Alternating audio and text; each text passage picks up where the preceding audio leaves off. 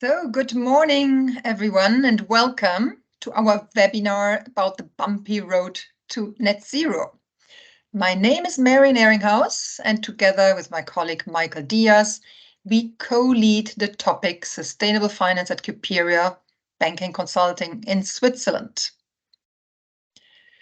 The new Swiss Climate and Innovation Law that passed now in June 2023 in Switzerland is not perfect, but it lays the foundation for making it worthwhile to actively engage on the road to net zero. Climate risk transparency is now becoming a serious requirement also in Switzerland and applies also to banks and asset managers. So already as of January 2024, the mandatory climate disclosures for large companies, which is the Article 964 of the Swiss Code of Obligation, will come into force, which is aligned with the recommendations of the Task Force on Climate-related Financial Disclosures, the TCFD. This means again that in 2025, all major banks and asset managers will have to publish their first comprehensive climate report. To make this really happen, the SBA and AMAS in Switzerland recommend its members to take part in the GFANZ, that's the Glasgow Alliance on Net Zero, particularly to join the Net Zero Banking Alliance or the Net Zero Asset Managers Initiative, as they will support you during this bumpy journey. But why do we call it bumpy, a bumpy road? What we all figured out in the meanwhile is that it won't be a short stroll in the garden, but a longer and really demanding journey until 2050. Therefore, be prepared for some challenges, but don't worry too much, as this is a learning by doing experience for the society as a whole. It will help if you always remember two things. Doing something is definitely better than doing nothing. And don't wait for perfect ESG data, as we will never get there. With rising regulatory standards, the ESG data will never be perfect enough. So let me show you what we prepared today for you. I'm delighted to have Daniel Busas from the UNEP FI, Martin Austerwood from UBS, Michael Diaz from Cuperia with me today. These net zero experts will try to inspire and also motivate you to start the net zero journey if you haven't done so already, and to start it rather sooner than later, and that there's many ways to get support for whatever bumps you encounter. We will start the webinar with 3 10-minute inputs from each expert. Then we open up for an interactive Q&A session. We will also look at all your questions that you put in the Q&A chat. So please enter whatever question you have while the speakers are talking. We will go to them at the Q&A chat, but we will also open up the lines later on. The webinar will be recorded to permit also listening to it again on demand or later by any of your colleagues that couldn't attend, and you will receive an email with a link to the webinar and the presentation and the slides. We'll also have a very, very short questionnaire at the end, so it'd be nice if you could participate for those who have time. And to start with, I would like to welcome very much Daniel Busas. He's representing today the Net Zero Alliance in his role as the regional coordinator for Europe of the UN Environment Programme Finance Initiative. He has a great overview of what is going on in regards to net zero and also other ESG regulations in Europe. He will explain what the NZBA is about and how it supports member banks on their net zero journey.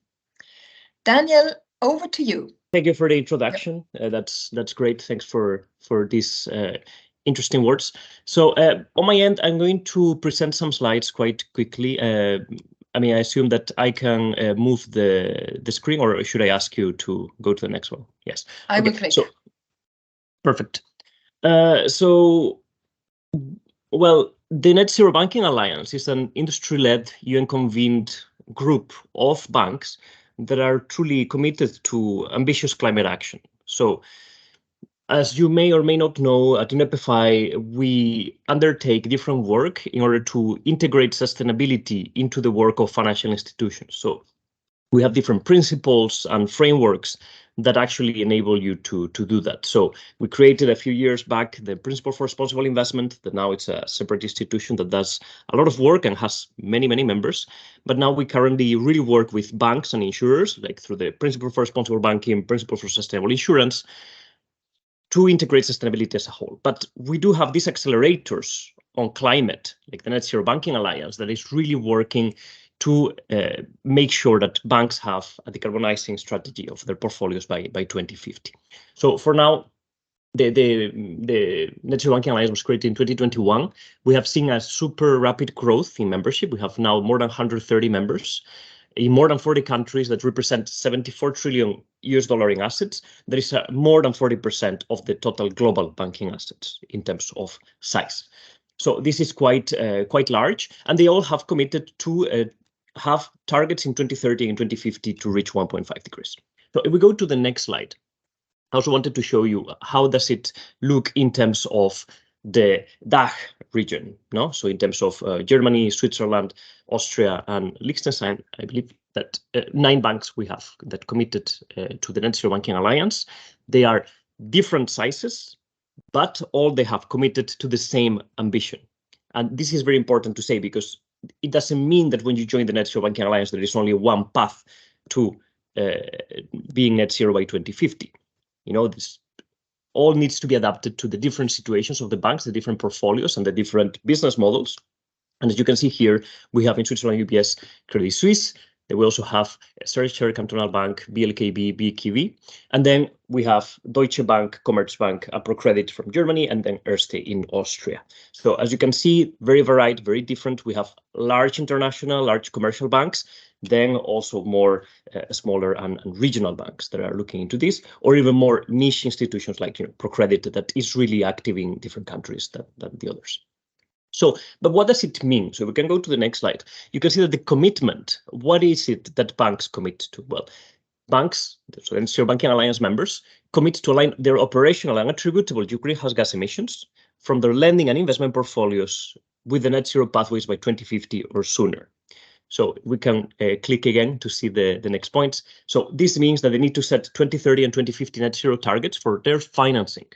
So it is not about the emissions of the bank itself. It's not about encouraging employees to come with a bike to work or change the energy provider for your printers. No, this is about how you are going to change the monies that you're lending into something that is aligned with the pathways. And in that regard, the pathways for the targets to 2030, 2050 need to be science-based with no or low overshoot. So it means that the emissions cannot peak in 2049 and then decrease immediately in 2050. It needs to be like a gradual decrease with the 1.5 scenarios in mind. And in order to do so, we also encourage people to annually report on targets and progress to understand how they are doing it and their approach to offsets, because offsets is not, let's say, fully integrated depending on how the pathway you have selected. So if we go a bit more into details in the next slide, please, we can see that, well, what does it mean to implement the Net Zero Banking Alliance? Well, for that, we have these guidelines for climate target setting for banks, that if some of you are members of the Principle for Responsible Banking, these are the same guidelines. The only difference we will see in a moment is the ambition level and the timelines. So these guidelines, for those that don't know it, they establish the way in which banks that are joining on climate at UNEPFI need to look into their target setting, because that's the important part. It's not only how you're going to decarbonize the portfolio, but what are the targets that you want to follow in order to do so. So the first is that banks shall set publicly the long-term and intermediate targets to support the transition. They need to establish an emission-based baseline. So that baseline needs to be science-based in order to comply then with the targets and report on those emissions. Then it needs to be based on science. So you need to use a science-based scenario. And then finally, they need to review the targets and remain consistent with the science. It covers everything on the balance sheet as well as off balance sheet. That's why we cover the full investment and banking portfolios. We cover, first and foremost, 9 key economic sectors. So normally, all banks have at least one of these sectors, and this is the priority sectors. So at least one of these in the beginning needs to be covered, and then the full 9 after the first period. Then IPCC IEA scenarios are the ones that we're preferring, and then the timeline is 18 and 36 months. So if we can go to the next slide, I explain why this is important in terms of the timeline. So once you join, you can see the signature on the year one on the left-hand side. After the signature, there's 18 months until the first round of targets. So given that we start in April 2021, you can see already that there's a lot of targets out there from the institutions that have signed. And in that second year, from that moment onwards, there's an action plan that on year 3 needs to be published. And then 6 months after, there's the full set of targets for the full portfolio and on and off balance sheet. And then, as you can see, every year from that moment onwards, you have the action plan and the continuation of the targets in order to look at that. And as you can see, the targets should prioritize the sectors that represent a bank's largest greenhouse gas emission portfolio in the portfolio. So that means that if you have one of the sectors of the 9 that I have referenced, you should focus first on that one. And if you have the rest, also on those. But if you don't, which is rare again, you need to focus on those that are the largest for you. So if we can go to the next slide, just to show a bit more of the value proposition and what is the opportunities that this brings for banks to join the Net Zero Banking Alliance. Well, as I said before, this is tuning to the different portfolio that these institutions have, opportunities to shape the global standards as well, supporting target setting and implementing those targets, depending on how things are coming together, global recognition, and to have a voice for the global banking industry, because there's different working groups that are coming together to discuss targets, to discuss client engagement, to discuss how things are moving forward. And this is an opportunity that we're bringing to all of the institutions. And then if we go to the next and final slide, you can see as well, what is it that we offer in terms of the support? Because not only that the banks are working and we are telling what to do. No, this is more like, as I say, UN convened but bank-led initiative that we provide guidance materials in coordination with the members, peer learning in terms of understanding. For example, you have a bank with a very similar business model in Indonesia and in Germany, then those banks can talk together and say, okay, we have very similar business model. What are you doing with your targets? And that's an opportunity that is there. Events, webinars, one-on-one support, working groups. As I said, the working group on the targets on specific sectors, working group on engagement. And then expert webinars that we're really working together, not only, let's say, with the in-person events, but also coming directly into the inbox of the institutions to work together and understand what's coming next. So on my end, I think I've taken already the 10 minutes, so I go back to Marion for the next steps. Thank you, everybody. Thank you so much, Daniel, for your helpful introduction into the topic. And dear participants, feel free to enter all your questions to Daniel in the chat also now. And I will present our next expert, which is Martijn Oosterwold. He has been a sustainable finance expert at UBS for many years. As the program lead for the Net Zero initiative on UBS group level, he's really in the perfect position to share some practical UBS insights on challenges and successes. Martijn, the floor is yours. Thank you, Marion, and thank you everybody for taking the time to listen to UBS journey towards net zero. So maybe to start the question, why did we actually commit? So why does UBS want to be net zero? And I think the answer lies in the fact that we see that the world is already moving towards a low carbon economy. Whether you believe we're able to reach net zero by 2050 or not, it's clear that governments, companies, and private individuals will need to act and are already acting, right? Over 50% of the largest companies in the world today already have a net zero strategy. Private households are massively switching from fossil fuel heating systems to heat pumps and solar panels. Switzerland has included the net zero into law as of the 18th of June, and many other countries have similar initiatives. So the direction of travel is absolutely clear. This is where the economy is going. It's estimated that the total amount needed to achieve the energy transition lies somewhere between 3 to 5 trillion investments per annum. That is a huge amount of money, and our business at UBS is to allocate capital towards those projects and services where we see the highest return for society, but especially, of course, for our clients. And the best way to be part of that journey is to be part of net zero ourselves. So as an organization, we want to make sure that we fully understand what this transition is about, that we focus our resources there on the areas that will grow, not the ones that will stagnate because they're based on a business model that only functions if carbon is cheap. And we identify where the opportunities lie for our clients and be the partner of choice that we want to be for those clients that are already driving this transition. For banks to be able to play a part in the transition, it's of vital importance that we create common standards and frameworks about what net zero actually means and how we communicate on this topic towards clients, shareholders, employees, and also regulators. So that's why we work very closely together with organizations like the NZBA, the GFANS organization, UNEP-FI, and many, many others. We've heard already from Daniel about the NZBA and how important it is to have a bank-led initiative that can actually drive standards and help us to align on what net zero actually means and how we can create frameworks on how to implement and operate net zero.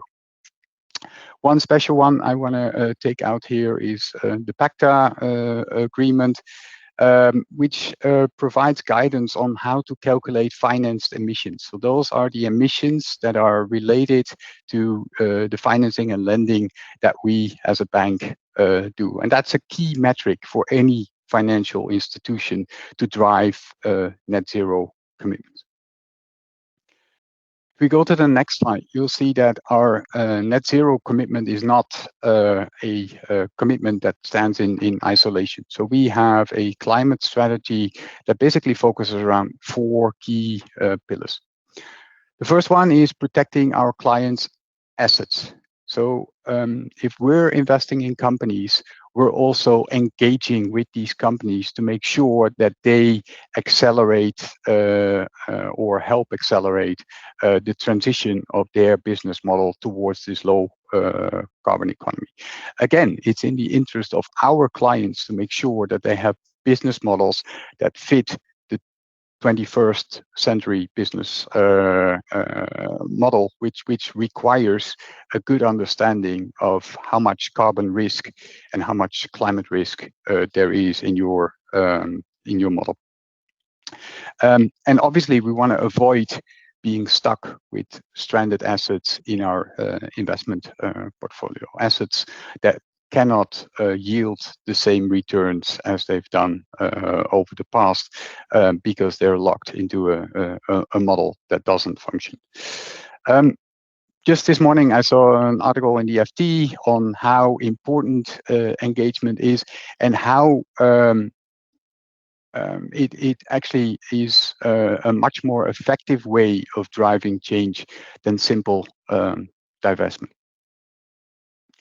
The second pillar of our climate strategy is protecting the asset value of our own balance sheet. There's lots of noise around the overall capital buffers that we need to have. But obviously, if we lend money to a client, we want to make sure that part of our risk appetite includes the climate risk that the companies are running. And that means that we actively manage the exposure that we have to companies that have significant climate risk. And that's sort of reflected in the very low number or no exposure that we have to carbon-related assets as a percentage of our overall lending business.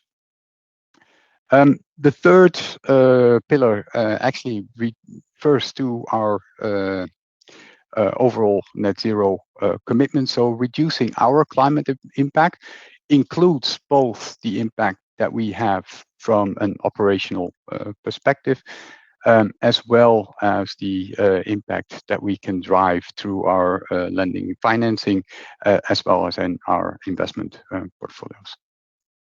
Last but not least, and I think that's probably the most important one, we aim to make sure that we mobilize capital to accelerate the flow towards those companies that are actually driving the transition forward. And we can do that by offering innovative products and services, in supporting these companies in issuing green, sustainable linked bonds, or obviously offering investment products that are linked to changes in the transition of the economy.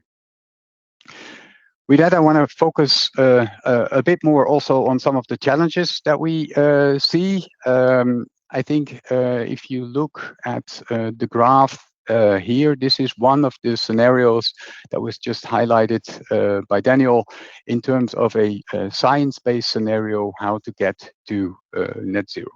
The left part of the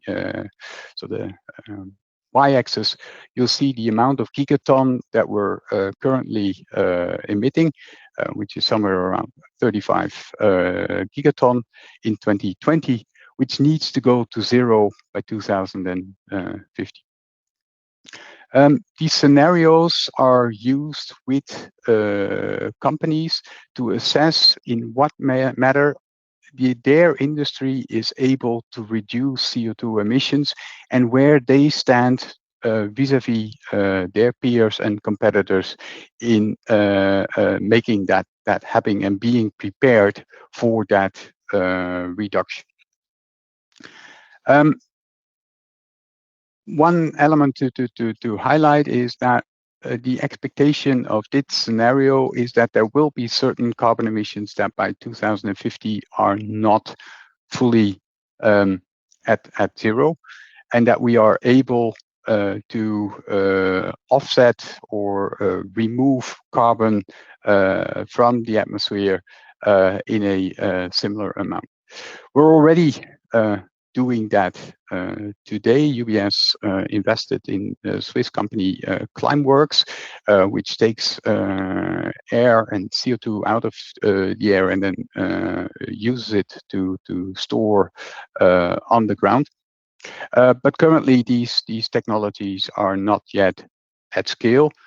And it's important to highlight that in the decarbonization trajectories that we allow, we do not include the offsetting potential that might be.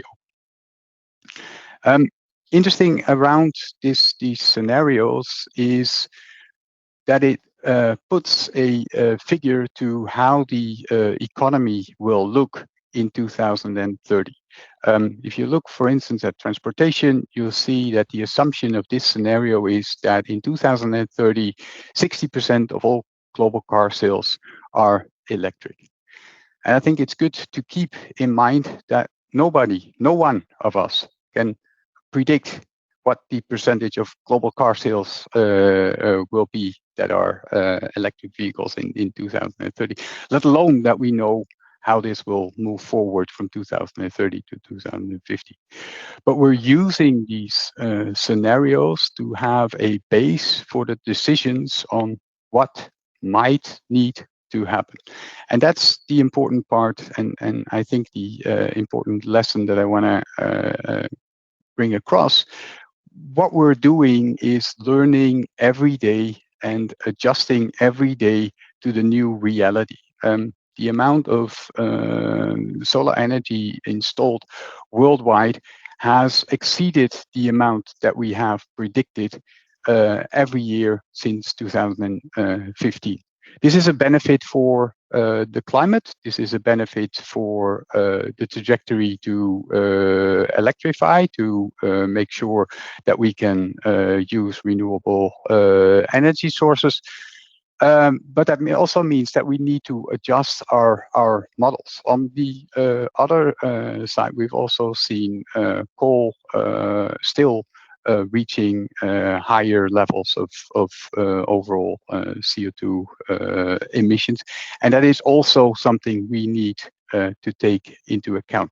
And steering this it's called science-based, but it's very much a matter of discussing with the companies, with the experts, on what is possible, on what is reasonable, on what is what we're able to achieve in the coming years.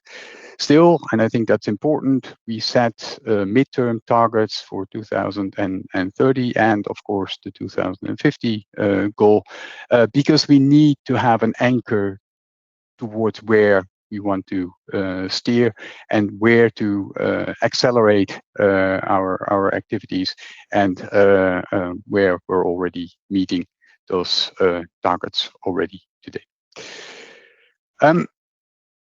With that said, I want to quickly highlight again the point of engaging with the companies versus getting rid of carbon intensive exposure.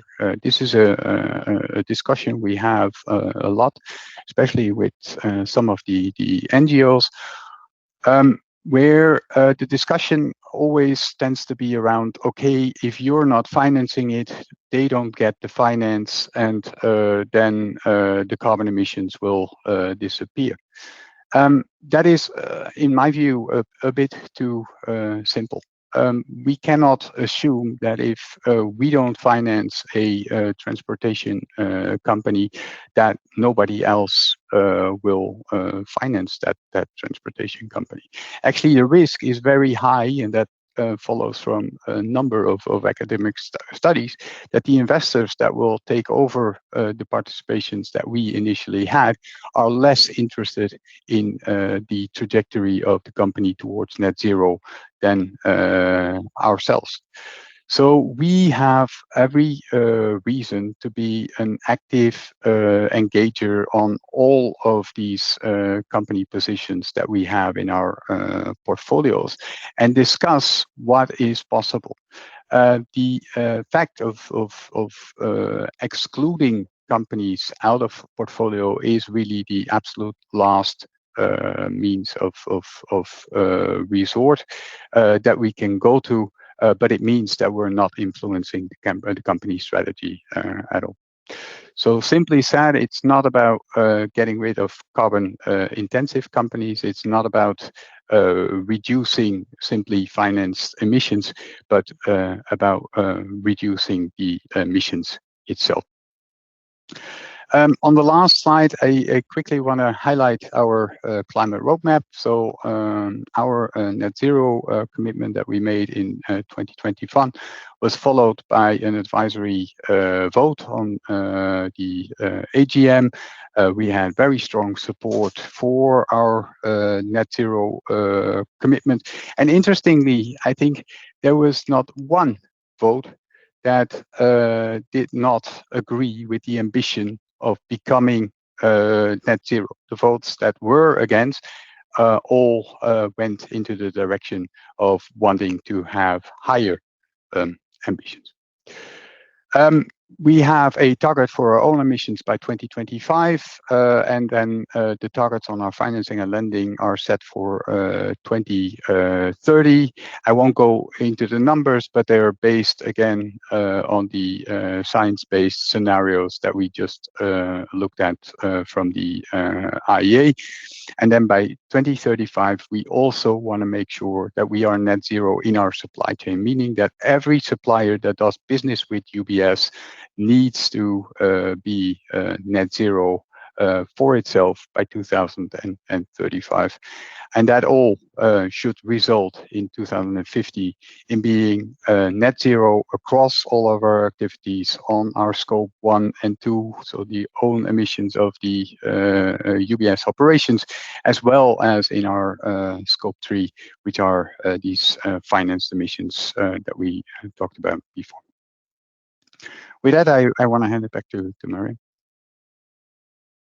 Thank you so much, Martijn, for this really also encouraging examples of one of the biggest bank now in Switzerland, the combined one. That's really helpful. And please, everybody, put in your questions if you have any to Martijn or to Daniel, or any overarching questions as well. And last but not least, I hand over to my colleague, Michael Diaz from Cupira Banking Consulting.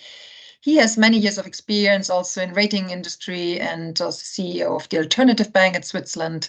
And Michael will show you a little bit now on the practical side how you can tackle this bumpy road with which steps. So go ahead, please, Michael. Thank you, Marion, and thank you to Daniel and Martijn for the interesting presentations. Well, let's first address the question and wrap up what we already heard from being it from Daniel or from Martijn. Why is it important for banks to address net zero? So we already heard some parts or see some parts of the picture. Maybe that's let's say a fuller picture. So I would recommend to address the issue, if you have not started yet at all, to really address the issue from the business opportunity side, because the costs, they will come by themselves. You will have the costs immediately, but it will take some time to understand where is the opportunity for your institution with regard to net zero. So there can be opportunities with regard to sustainable investment products or lending products. And we heard from Martijn, there's a gap on financing and investing gap of 3 to 5 trillion, I guess, US dollar per year to finance this transition. So there's a huge opportunity and high need to invest in new technologies, being it in the energy sector, to invest in the real estate sector, to do this transformation or to transform our food industry. So there are several opportunities. But obviously, the job of a bank is to manage risk, right? So we already heard some part of the story of the risk. We've seen it from Martijn, how they address the risks as one part of their 4 pillars, being it physical risks, so the risks you have with your lending portfolio with regard to extreme weather conditions or whatever. And also in addition, so Martijn said the direction of travel is clear. So there is a transition risk. So it will change and legislation will change. So there are some risks coming out of this quite heavy journey we have in front of us. So with regard to risk management, also with regard to TCFD, when we take this framework, you have to address as a bank and to have an approach how to handle physical risk and transition risk.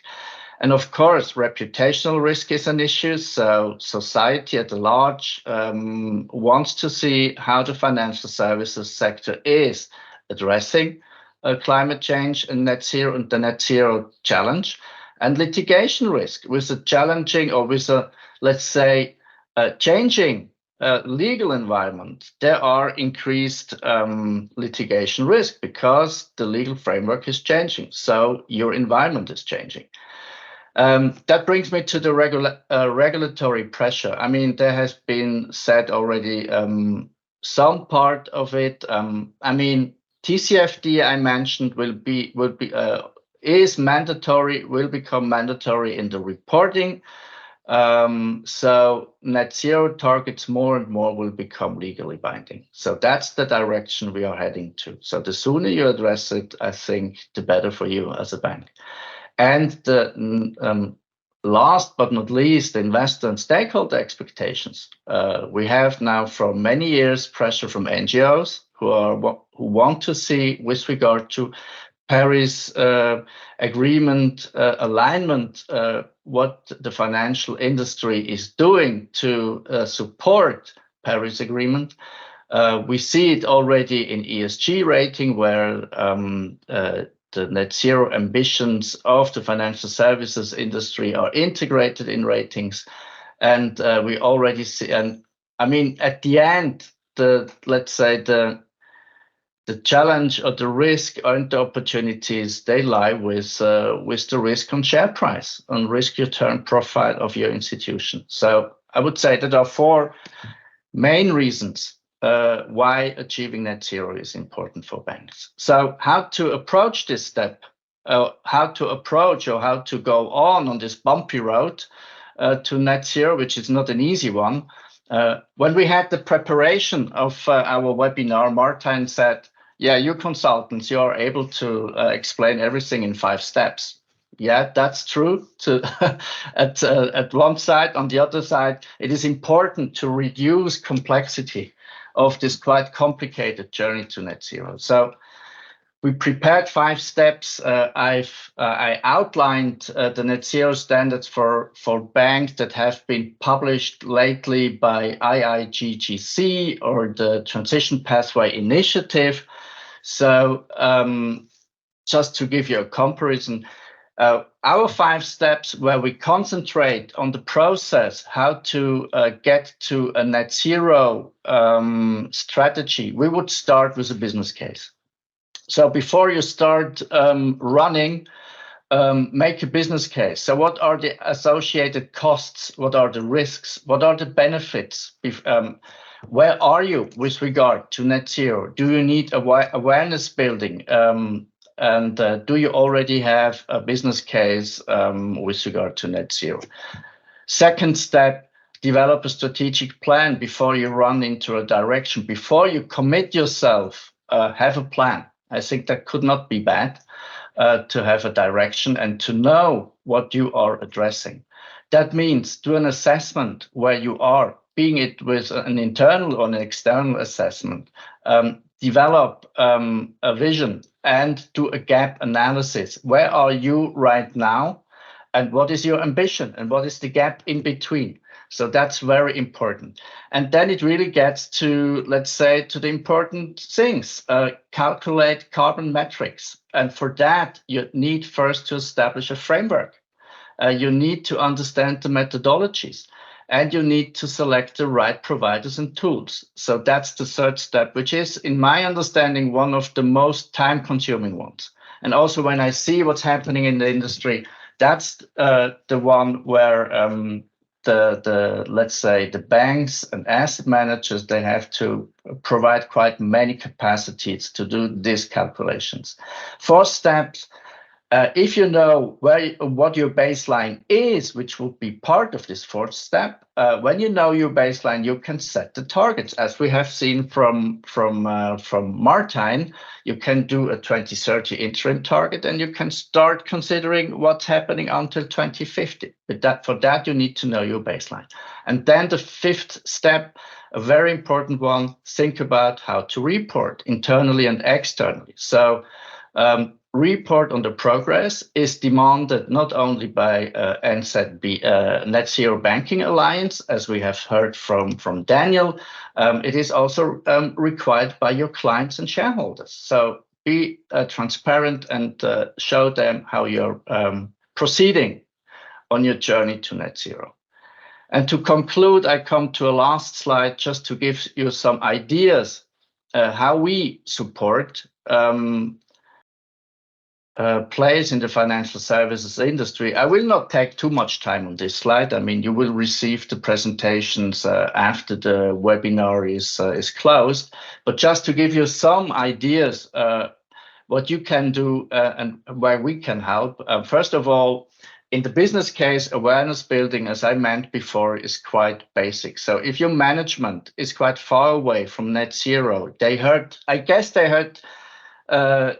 some puzzle pieces. They heard certainly about TCFD, maybe about the different initiatives, but they lack some profound understanding. So ESG training to improve carbon and climate literacy, that could be a first step. And also to, let's say, understand which are the important initiatives, being it SBTI, GFANZ, NZBA, or different rating approaches. So just to have a common understanding of the, let's say, the basis of net zero. Then Of course, what we can do is a gap analysis. Not bad if you have someone external who is mirroring you where you are from an outside perspective, and how big the gap is with regard to your ambitions. And there's obviously plenty of work to do within to calculate carbon metrics. The third step, which is a huge one, being it the baseline measurement where you will need capacities and let's say knowledge about the different frameworks, but also about due diligence of CO2 data providers. There are several of them, and they have diverse approaches and they have diverse results. So how to differentiate them with regard to cost, quality, and other aspects. And then maybe a last point, the fifth step, which is important to be transparent in your reporting, being in to the internal or the external sphere. Try to automate reports, try to build up ESG databases. That's where we can support with our bank background in IT management. So that's in a nutshell, let's say, to wrap up the topic of net zero from a Q period perspective. With that, I give back to you, Marion. Thank you so much, Mickey. And also for the practical guidance that you gave us here. And now let's bring all three speakers back into the panel. Can you turn on your cameras, please? Daniel, Martijn, and Michael. Excellent. Great. So we have a few questions from the chat, but let me start maybe with a very generic question to Daniel. So you have been focusing on NZBA, but we do know all, and we saw also on Martijn's first slide, all the different alliances that are around there. So what's the real difference between all these client alliances, specifically between Net Zero Banking Alliance, the Glasgow Financial Alliance, the Race to Net Zero, Climate Action 100+? You don't need to go into all the details, but maybe you can help us categorize a bit what the difference is between all of them, and does a bank have to be member of all of them, or what is really key here? Okay, no, thank you. Thank you for the question. I think this is something that indeed it's not ultra clear usually, but I think it mainly, the answer that it depends on your business model. Because I see one of the questions on the chat that is also saying like, okay, we're members of the Net Zero Banking Alliance, Net Zero Asset Managers Initiative. What's going on? What do we need to do? And I think the main classification is that the Glasgow Financial Alliance for Net Zero, so GFANZ, is the umbrella that gathers all of the net zero commitments that financial institutions have made. So that means that under GFANZ, you have the banking, asset management, you have the asset owners, etc. So that means that anything related to finance would be under GFANZ. But among those initiatives, for example, the Net Zero Banking Alliance is convened by UNEP-FI, while, for example, the Net Zero Asset Managers Initiative is convened by IGCC, so the Institutional Investors Group of Climate Change.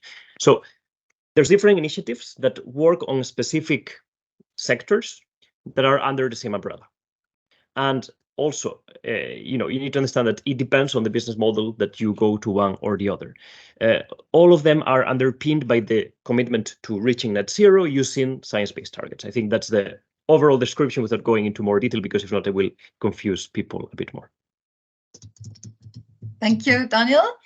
And I have a question from the chat. I think it would be probably good to direct it to Martijn.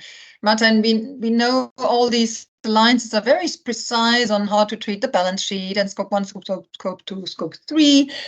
It's mainly targeted at classic, also commercial banks. But we have a question from someone who says, look, the private banks with a majority of clients that do their own decision, that have advisory mandates, so don't give the whole discretion to the banks, but they do their decisions themselves.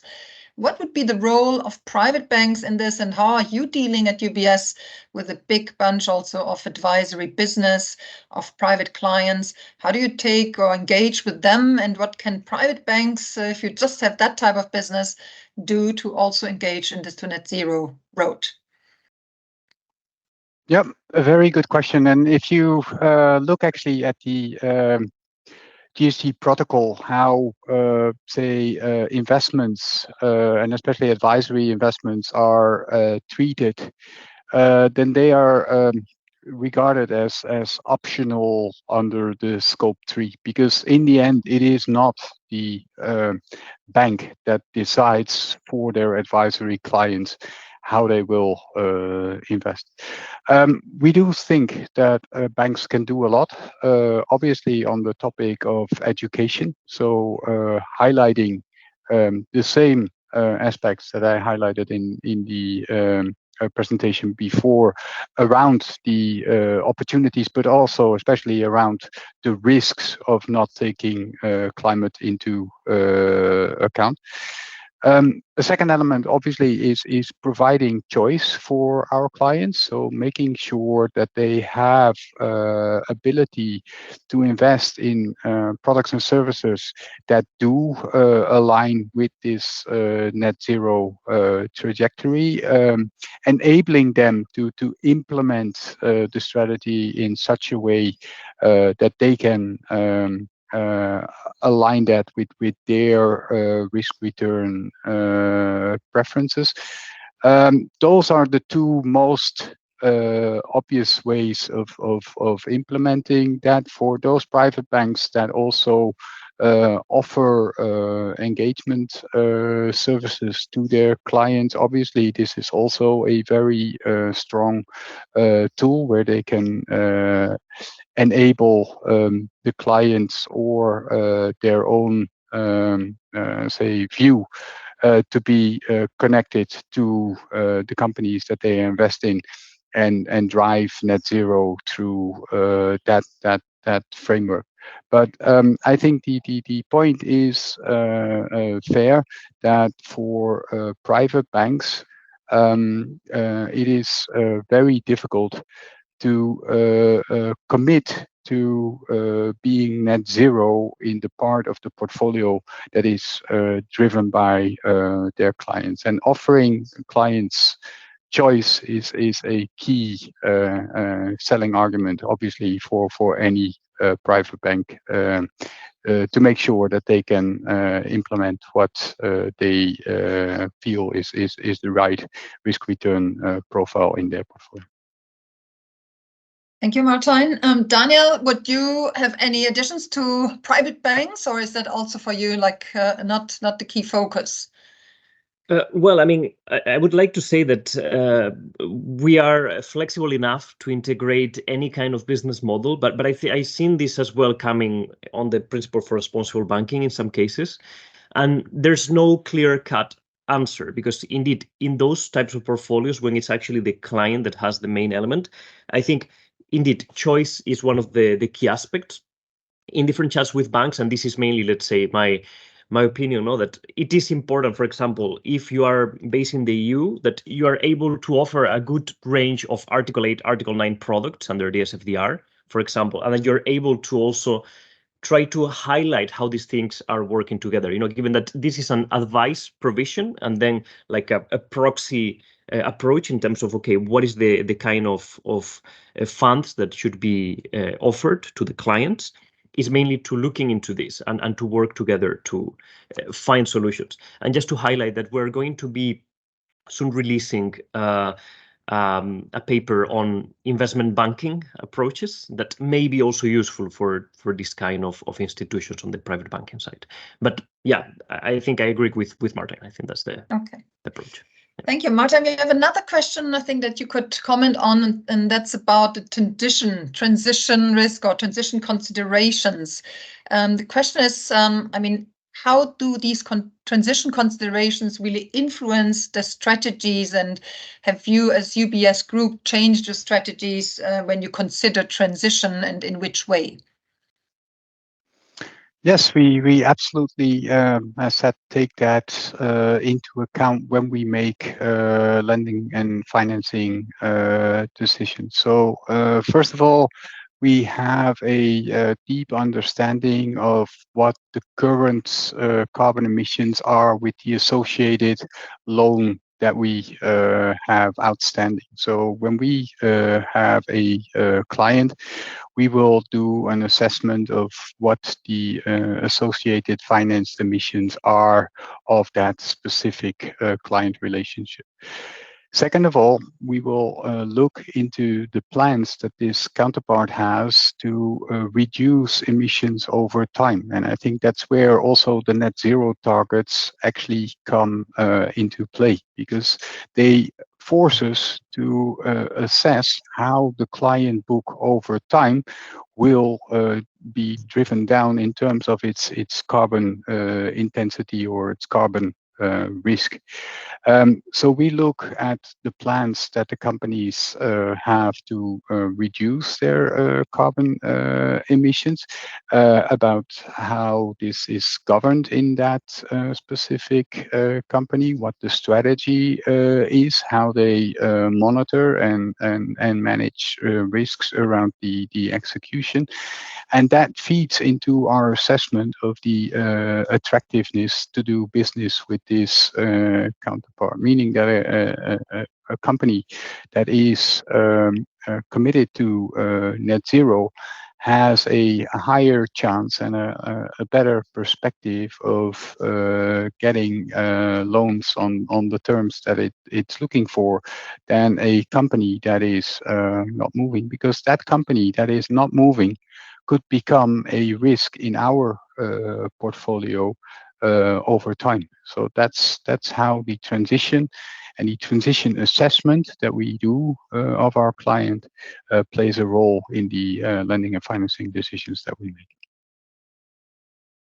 Thank you, Martijn. I would suggest that we can open the mics now.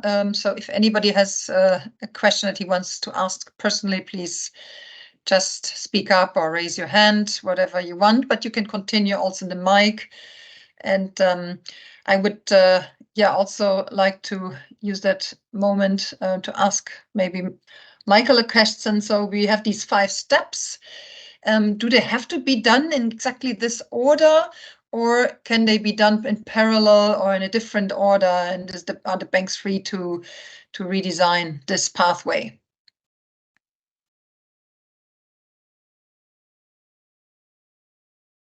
Michael, the question was to you, if we could use these steps in a different order, or if they have to be done exactly in this way. Thank you, Marion. I just dropped out because of a poor network connection, so I didn't get your question. With regard to the order of the 5 steps, I would recommend that, as I outlined, to calculate the carbon metrics and to define the let's say the framework and the methodology, that's quite a huge step, and I would recommend to start with this step quite fast. So already with when you start defining your strategy, start already building the foundation with regard to your knowledge about methodologies and metrics. So no, to come back to your question, it is an ideal process, obviously, and you can do it in a different order, but I would recommend to try to stick to it, but to start quite early with the issue of carbon metrics. On the other hand, it wouldn't make sense to start reporting just for the beginning if you don't have enough knowledge about what the net zero road is, what the metrics are. So it really makes sense, in my understanding, if you have the reporting at the end. So so it is an ideal process. You can take different steps sooner. That's always a possibility. And with regard to let's say the metrics, it makes sense to start quite early. Thank you. And then I have another question from the chat. I think that is really interesting, as it also leads us to the webinar we are doing in autumn. The question is about the emission profiles of the UBS-owned buildings, Martijn. the UBS rents a lot of office spaces. So what's being done in regards to rentals or leased buildings? Do you think that's the responsibility of the owner, or are you somehow also engaged in the buildings that UBS is occupying? What is the strategy there? Yes, we are very much engaged in the buildings that we're occupying, and that for me is always an eye opener. It means that if we move to a new building, we will assess whether that building is aligned with our net zero targets. We want to be net zero on our own buildings in 2025, meaning that we have a direct interest and that we actually are forced to only work with, say, counterparts that can deliver these buildings that are net zero.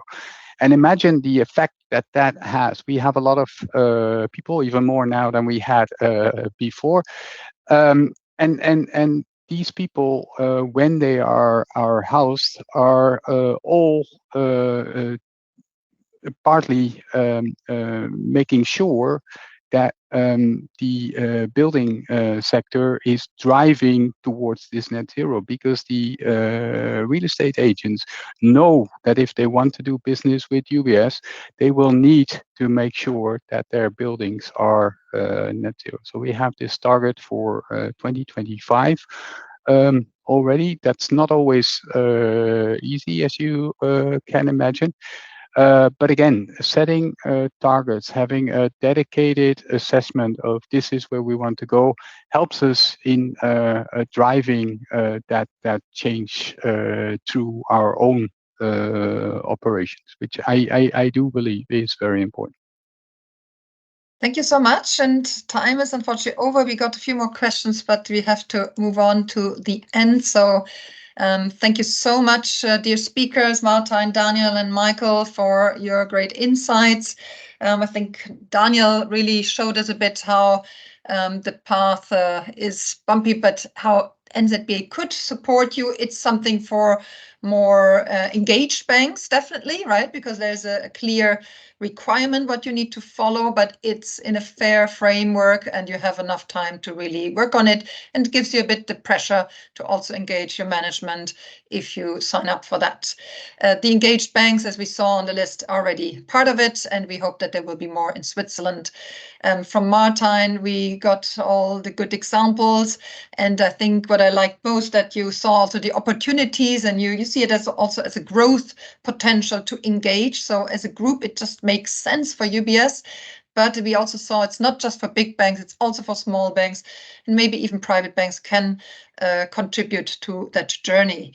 And Michael gave us some very good insights how to practically attack that journey and that pathway.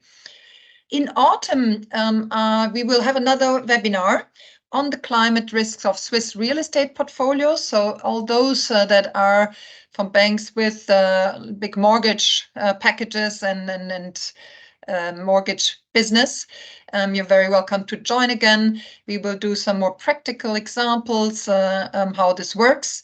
So you'll receive the invites very soon. And you will receive the email with the link and the presentation again. And if you have any questions that you want to follow up, or any ideas on topics that you're interested, so please feel free to contact us for any questions.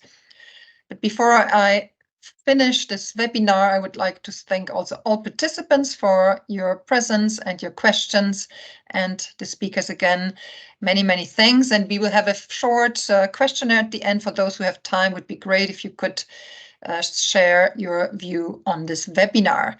And with that, feel free, please, to join us next time, and have a great summer day again. And thank you so much for your participation. I wish you another wonderful day, and goodbye.